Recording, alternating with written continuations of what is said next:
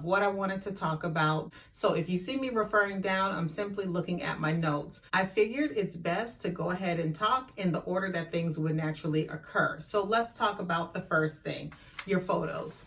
Your photos should be clear. The lighting should be good in your photos, and the photos should show the different angles of the objects that you are selling. When I was selling on OfferUp, I sold things that range from artificial plants to miscellaneous kitchen items, as well as items large as furniture and old refrigerator. And the refrigerator was not a big ticket item. It was a raggedy refrigerator that cost $50. That's exactly how much I listed it for, and that's how much I got for that refrigerator. So in your photos, it should show if there is any damage to the item that is substantial and that would impact the buyer's decision. So when you're taking these photos, just kind of take it from the eyes of a buyer. What would a buyer want to see? If you are selling a chair, you want to show all around the chair from each angle of the chair, because the chair could be damaged on one part, like the seat could be damaged or the back of the chair could be damaged. So you want to show a full view of the chair, kind of like a 360. And then if you have any major selling points on that chair, make sure that you zoom in and take a really good picture of whatever that selling feature might be too, because that can make the difference if someone messages you or not and actually comes to see your item. Of course, you want as many people interested in your item as possible, so take good photos. Second tip is write great descriptions. The descriptions don't have to be super elaborate or anything of that nature, but it should actually describe the item. So in the description, it should state if the item needs to be plugged up, or if batteries are needed, or if it has features such as wood legs. Whatever you are selling, it should clearly describe the item. So I would also include the dimensions or the size of your item as well, because this would kind of cut back on the back and forth that you would have in your messages when you're talking to people about your listing. So clear descriptions are definitely a must, and they actually end up saving you time. Next, let's talk about price. So as far as pricing is concerned, I always try to have in mind the amount that I want to get from that particular item. So say for instance, I'm selling a mirror, and I might say in my mind, you know what, this mirror retails for about $300, and I've used the mirror, it's in great shape. So let me see, I think $120 is a fair price for the mirror. Okay, so I have that price in mind, but I'm not going to list it for that price. I'm going to list it higher. It's a secondhand app, and a lot of times people want to feel like they're getting a good deal. They like to have the power to negotiate. The app does give you the option to actually make your price firm or leave room for negotiation. You could definitely do that in the settings, but for the most part, I kind of leave room for negotiation. There were some items that I sold that I was firm on price, and I was refusing any offer below the price, but that was only limited instances. As far as my example is concerned, I would probably list that mirror for somewhere between $140 and $150. Is it worth it? Yes. If someone decides to negotiate down, can they do it and me still get the amount of money that I wanted out of that item? Absolutely. So you see how that works? It could turn out to be a win-win for both of you all. You have extra money in your pocket, and that person walks away feeling like they got a great deal and they're happy with their purchase. And that's, after all, what you want. Let's just kind of segue a little bit about the purchase portion. So OfferUp does actually rate you, and I've written down what they rate you on. They rate you if you are on time, if you are reliable, if you communicated well, if you were friendly, and if your item was as described. So once a buyer left my home with their item, I would always ask them to please rate me. I want to make sure that I look very valid to other people who are buying. So therefore, I always ask for a rating, because these ratings are important. So the most that you could have on OfferUp is a 5-star rating. And I currently have a 5-star rating. And of course, I want it to stay that way. So I make sure that when I'm describing the item is exactly as I described it is. I'm not exaggerating anything about it, nor am I lying or deceiving anyone about the items that I have listed. Another point to that is OfferUp actually makes you look really legitimate too, because they have a verification process as well. So you could verify your email with them, your telephone number, you could verify your payment method with them, and then you could also upload your driver's license. They call that true verified.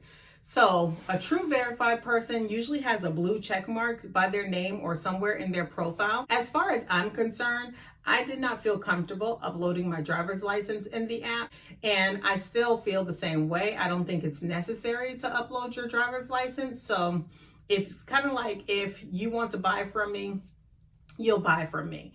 But a way to help make yourself look more legitimate on OfferUp is 1, add a profile picture, 2, actually use your name, and 3, when people actually purchase from you, ask them to rate you. So those 3 things will strengthen your profile and make you look more valid and more legitimate to people. But let's move on to the next point. Now that you've taken your photos, you wrote a clear description, and you have the price in mind, now we're ready to post the listing. So once you post the listing, one thing that is really important to do is to beware of scammers.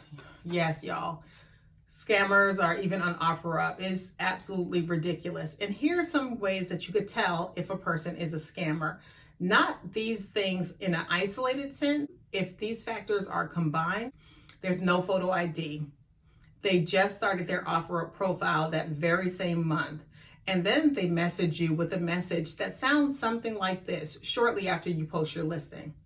Hi, my name is John. I love your chair. Send me more information at my email at john@ymail.com. No, don't do it. Another thing that scammers will do is say something like, hi, I absolutely love what you have. Could you please send this to my stepmom? She really wants to buy this from you. We could buy it today. Call her or text her pictures at XYZ number. If a scammer does actually message you, I would definitely advise that you report it to OfferUp and block it. Now, OfferUp will follow up with an email asking you for more details, but in the app, when you report it, you've already given details, so I just kind of like delete the email. OfferUp is designed for you to be able to sell items without giving any personal information away. So that includes your email address as well as your phone number. They also are designed as an app for people never to know your address if you're not comfortable with that. So you do have the ability to ask people to meet you, like public places, I guess. And you also have the ability to ship. The items that I was selling, I basically had people come to my home. I felt comfortable enough to do it because I was actually having a conversation with people in the messaging. So you kind of get to feel people out about people meeting you at your home. I simply made sure that, one, the appointment was confirmed. For instance, if they messaged me on a Friday night and wanted to see my item the next day, I would say, okay, I will confirm the appointment with you tomorrow morning and I will send you my address then. So that way, if I confirmed the appointment or if I attempted to confirm the appointment and they didn't answer my message, I would not even send them my address. But again, I felt safe. I felt secure in doing that. I had no problems doing that. And I sold, I think, maybe over 27 different items on OfferUp in the month of January. So that many people had my address and nothing bizarre happened, nothing crazy happened. But of course, you use your own personal discretion. OfferUp also rates you on a different set of values to make sure that you communicate well. So it's called your response rate. So when you get a notification from OfferUp, it is really best for you to answer that notification right away, is what I would advise you to do. Answer it as soon as you can. Of course, we are all busy, so it may not be the very second that it comes in, but please try to answer it right away because that makes you actually look more legitimate to the person who is buying. And it increases the probability of that person actually coming to view your item, thus putting money in your pocket. This is how. When people are on OfferUp, they're actually scrolling. So let's say hypothetically, I was looking for a camera and I am scrolling to see who in my area is actually selling a camera. So I might actually message 3 or 4 people. If a buyer is shopping multiple places, it's definitely better for them to buy with you. You want them to purchase your item. So if you respond to them quickly, then more than likely they're going to come and actually view your item. So once you respond to them, my next tip is always assume the sale. If someone messaged me and said, "Hi, is this still available?" or "I would like to buy your item," great. I'm so happy that they messaged me about my item. So I would basically say, "Yes, it is still available. I would love to show it to you. I could show it to you tomorrow morning if that works for you."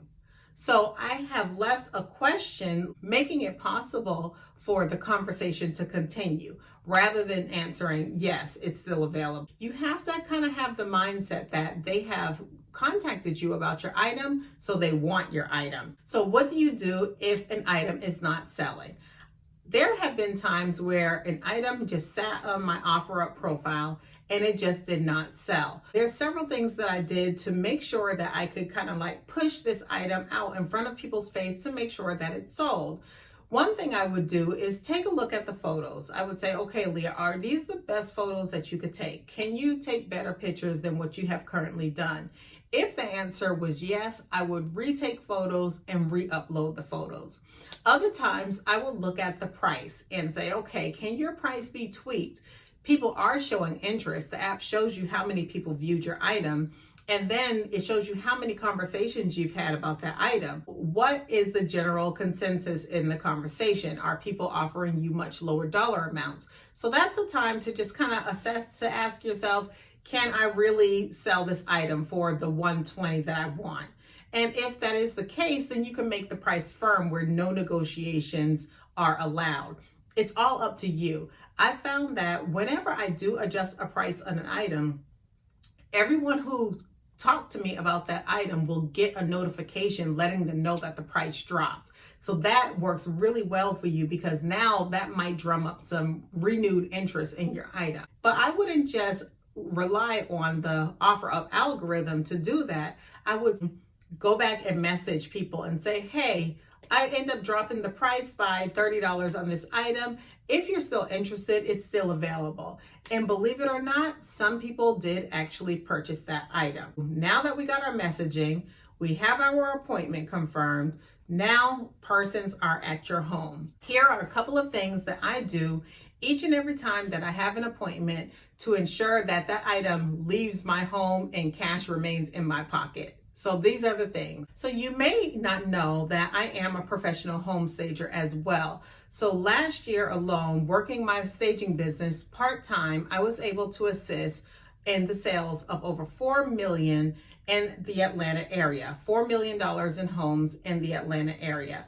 But I position things in the home to make it more interesting through the real estate photography, thus getting people to actually come into the home, and voila, a sale occur.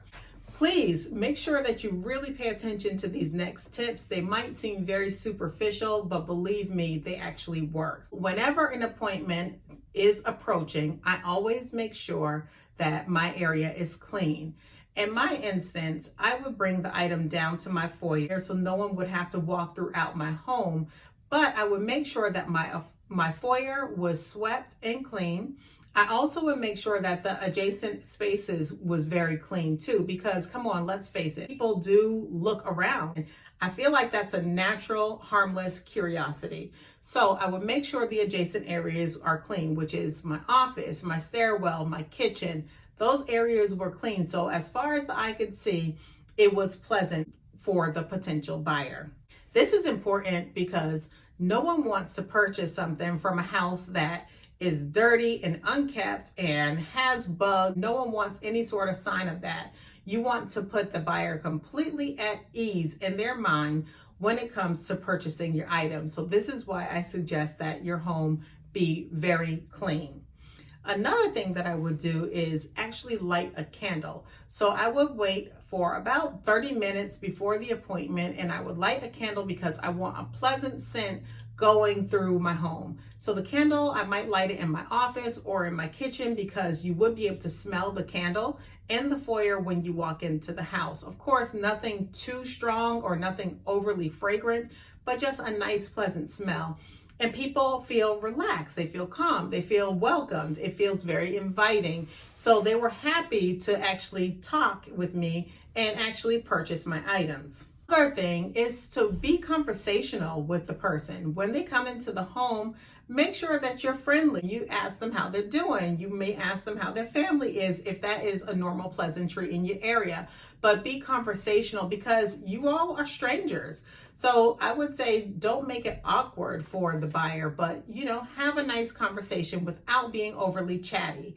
If you're overly chatty, it may put the buyer on high alert because they may think that you are trying to pull something over on them. You don't want that. Just pleasant conversation with pauses, making sure that you actually give them time to view the item and for them to make their own assessment.